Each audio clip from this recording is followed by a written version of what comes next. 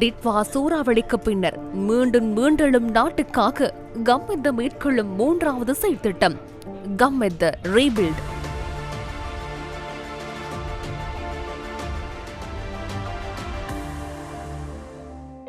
பாதிக்கப்பட்ட மக்களின் வாழ்க்கையை மேம்படுத்துவதற்காக அவர்களின் தொழில்சார் திறன்களை உயர்த்தும் நோக்கில் கம்மெத்த ரீபில்ட் திட்டம் செயற்படுத்தப்படுகின்றது. இதன் 2வது நிகழ்ச்சி திட்டம் நேற்று கண்டி தொழில்நுட்ப கல்லூரி வளாகத்தில் நடைபெற்றது. தச்சு தொழில், மின்சார தொழில், உலோக உற்பத்தி, குழாய் திருத்துனர் மற்றும் ஆடை வடிவமைப்பு உள்ளிட்ட துறைகளின் கீழ் விசேட பயிற்சி திட்டங்கள் நேற்று முன்னெடுக்கப்பட்டன. தேசிய பயிலுனர் மற்றும் கைத்தொழில் பயிற்சி அதிகார சபை, தொழில்நுட்ப கல்லூரி, பயிற்சி திணைக்களம் மற்றும் கம்மெத்த ஆகியோர் இணைந்து முன்னெடுத்தன. நேற்று பயிற்சியை பெற்றவர்களுக்கான சான்றிதழ் வழங்கல் மற்றும் தொழில்நுட்ப உபகரணங்கள் வழங்கும் நிகழ்வு இன்று நடைபெற்றது. கண்டி மாவட்ட செயலகத்தில் நடைபெற்ற இந்த நிகழ்வில் கம்மெத்த தலைவர் மற்றும் சிரசு ஊடக வலையமைப்பின் பிரதானி ஷெபான் டேனியல், கண்டி மாவட்ட மேலதிக செயலாளர்களான நிலுகா புலத்கே மற்றும் லலித் எட்டம்பாவல, தொழில்நுட்ப கல்வி மற்றும் பயிற்சி திணைக்களத்தின் பணிப்பாளர் நாயகம் தில்கி வத்சலா மாரம்பகே, தேசிய பயிலுனர் மற்றும் தொழில்நுட்ப பயிற்சி அதிகார சபையின் சந்தைப்படுத்தல் உதவி பணிப்பாளர் பிரியந்த பெர்னாண்டோ, கண்டி தொழில்நுட்ப கல்லூரியின் பணிப்பாளர் KDSK கஹட்டபிட்டிகம மற்றும் கம்மெத்த பொதுச் செயலாளர் பிரசன் அதுகோருள் உள்ளிட்டோர் கலந்து கொண்டனர். இதயத்திலிருந்து உண்மையாக எழும் உணர்வுக்குத்தான் இயற்கையின் ஆசீர்வாதம் எப்போதும் கிடைக்கும். அதனால் தான் கம்மெத்த இவ்வளவு பிரபலமடைந்து அனைவரினதும் ஆசீர்வாதத்தை பெற்றுள்ளது என்று நான் நினைக்கின்றேன். இன்று இந்த கம்மெத்த செய்யவிருக்கும் காரியத்தை பார்த்தால் இது உங்களுக்கு பணத்தை தந்துவிட்டு அதோடு முடிந்துவிட்டு ஒரு செயல்முறை அல்ல. உங்களுக்கு கிடைத்துள்ள இந்த வாய்ப்பு உங்களின் தொழில் நிலையை மேலும் உயர்த்தி கொள்ளக்கூடிய ஒரு சந்தர்ப்பமாகவே அமைந்துள்ளது என நான் நம்புகிறேன். எனவே இருக்குமிடத்திலேயே நின்று விடாதீர்கள். டிட்வா சூறாவளியினால் பாதிக்கப்பட்ட கண்டி மாவட்டத்தைச் சேர்ந்த பல்கலைக்கழக மாணவர்களுக்கு மடிக்கணினிகள் வழங்கும் நிகழ்வும் இதன்போது நடைபெற்றது. சிரசு ஊடக வலையமைப்பு மற்றும் கம்மெத்த தொடர்பில் பேசும்போது உங்களிடம் கேட்க எனக்கு ஒரு கேள்வி இருக்கின்றது.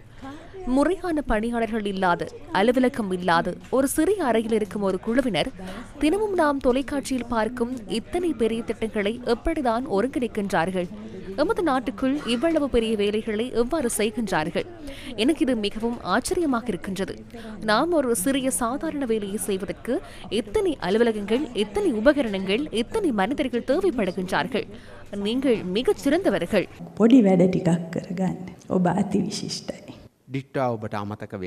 டிட்வாவை நீங்கள் மறந்து விடுவீர்கள். இனிமேல் உங்களுக்கு நினைவிருக்கும் விஷயம் என்னவென்றால், டிட்வா எங்களை வீழ்த்தியது, கம்மெத்த எங்களை மீட்டெடுத்தது என்பதுதான். கம்மெத்த உங்களை மீட்டெடுத்தது என்று சொல்லும் போது நைட்டாவும் உங்களுடன் இருக்கிறது என்பதை நினைவில் கொள்ளுங்கள். இன்றிலிருந்து புதிய வாழ்க்கை. இந்த புதிய வாழ்க்கையை வாழும் போது நீங்களும் சற்று புதுப்பித்துக் கொள்ளுங்கள். வாழ்வாதாரத்தை மேம்படுத்துவதற்கான உபகரணங்கள் வழங்கும் நிகழ்வு இன்று நடைபெற்றதுடன் அந்த உபகரணங்களை பயன்படுத்துவது தொடர்பிலான அடிப்படை அறிவூட்டலும் வழங்கப்பட்டது.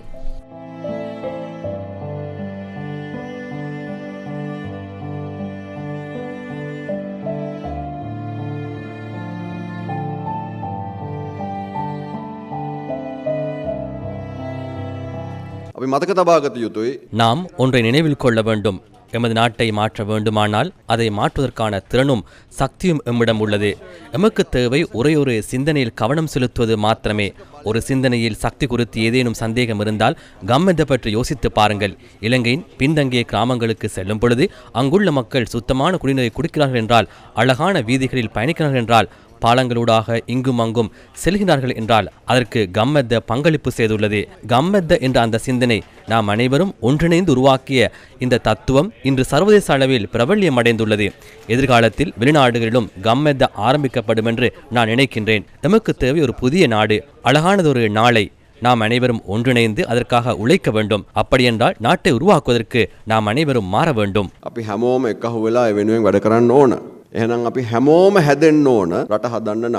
சமூக ஊடகங்களை பயன்படுத்தி வணிகத்தை மேம்படுத்துவது தொடர்பிலான கருத்தரங்கு இன்று நடைபெற்றது. நான் 13 வயசுலேருந்து எல்லா இடத்துல போய் செஞ்சுருக்கேன். ஆனால் இந்த மாதிரி ஒரு சாத்திக்கு ஒன்று கொடுத்து இந்த மாதிரி கொடுக்கல. ஆனால் நேற்று வந்து நாங்கள் படித்து கொண்டனால இவ்வளோ காரியங்கள் நிமித்தம் நாங்கள் படித்து கொண்டு அதில் ஒரு நன்மை நடந்துச்சு. கம்மெத்தையால் எங்களுக்கு மெஷின் ஒன்று தாரபடிக்கு எங்களுக்கு கோல் ஒன்று தந்தா. அப்போ சரி மனசு சந்தோஷப்பட்டுச்சு. அடே இப்படி ஒன்று எங்களுக்கு கிடைக்குதேண்டு எங்களோட தொழிலை முன்னேற்றி எங்களுக்கு முன்னேற்ற பாதையில் போகலாமுண்டு. பயிற்சி நல்ல முறையில் தந்தா அந்த மேடம்.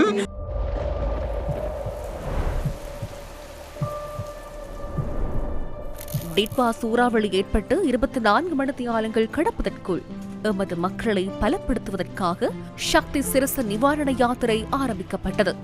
அதன் மூலம் அவசர நிவாரண சேவைகள் பல நாட்களாக முன்னெடுக்கப்பட்டன.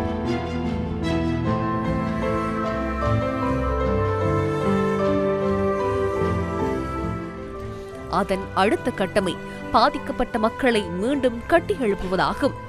ஆஸ்திரேலியாவின் மிண்டாரு அறக்கட்டளையின் பங்களிப்புடன் கம்மெத் கேரண்டியார் இதற்காக ஆரம்பிக்கப்பட்டது. கொத்மலையில் ஆரம்பிக்கப்பட்ட கம்மெத் கேரண்டியார் நடவடிக்கை மீண்டும் மீண்டெழும் மக்களுக்காக பக்கபலமாக அமைந்து பாதிக்கப்பட்ட அனைத்து மாவட்டங்களையும் உள்ளடக்கியது. அதன் 3வது செயற்திட்டமே கம்மெத் ரீபில்ட்.